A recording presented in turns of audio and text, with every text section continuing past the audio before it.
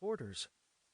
Renzi's assassination, an act committed by a man arbitrarily identified as an outlawed free scientist, touched off the terrible purge which lasted 3 days, at the end of which time the few scientists and techneers still alive had been driven into hiding, to be hunted down one by one through the following years as chance or man betrayed them. Saxon Bort, a lieutenant of Renzi's, assumed command of the leader's forces and organized the tight dictatorship of the Company of Pax. Learning, unless one was a privileged peaceman, became suspect, society was formed into 3 classes: the nobility as represented by the peacemen of various grades, the peasantry on the land, and the work slaves, descendants of suspected scientists or techneers. With the stranglehold of Pax firmly established on Terra, old prejudices against different racial and religious origins again developed.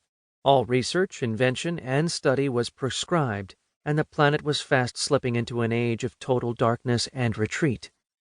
Yet it was at this moment in her history that the first galactic flight was made.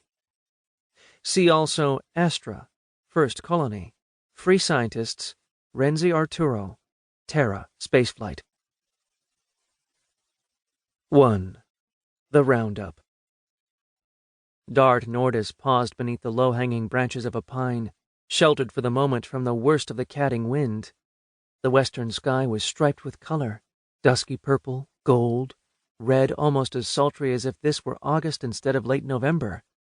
But for all their splendor, the colors were as bleakly chill as the wind whipping his too thin body through the sleazy rags of clothing. He shrugged his shoulders, trying to settle more evenly the bundle of firewood which bowed him into an old man.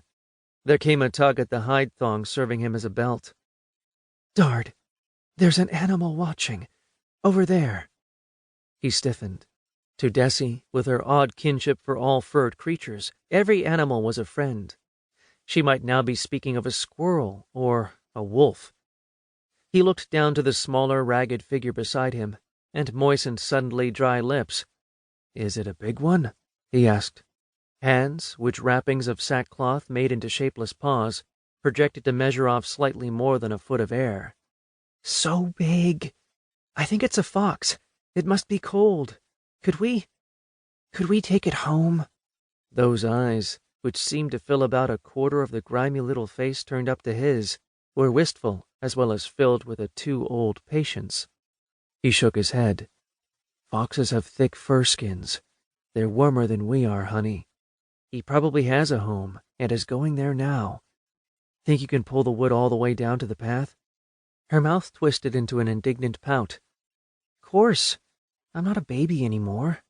It's awfully cold, though, isn't it, Darty? Wish it were summer again." She gave a quick jerk on a piece of hide and brought into grudging motion the flat piece of battered wood winch served as a sled. It was piled high with branches and a few pieces of shredded bark. Not much of a haul today, even combining Desi's bits and patches of his own load. But since their axe had vanished, it was the best they could do. He followed the little girl down the slope, retracing the tracks they had made 2 hours before.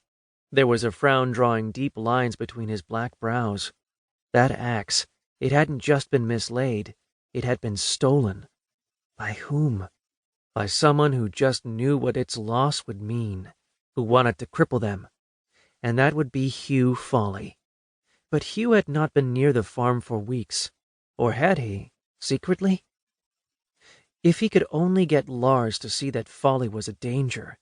Folly was a landsman, which made him a fanatic servant of Pax. The once independent farmers had always believed in peace.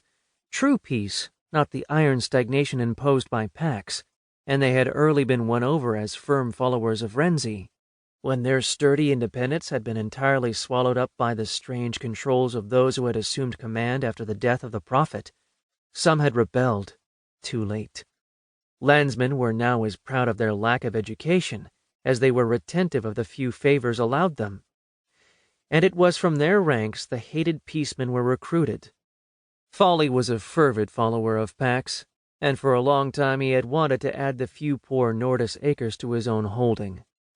If he ever came to suspect their descent, that they were of free scientist blood. If he ever guessed what Lars was doing even now.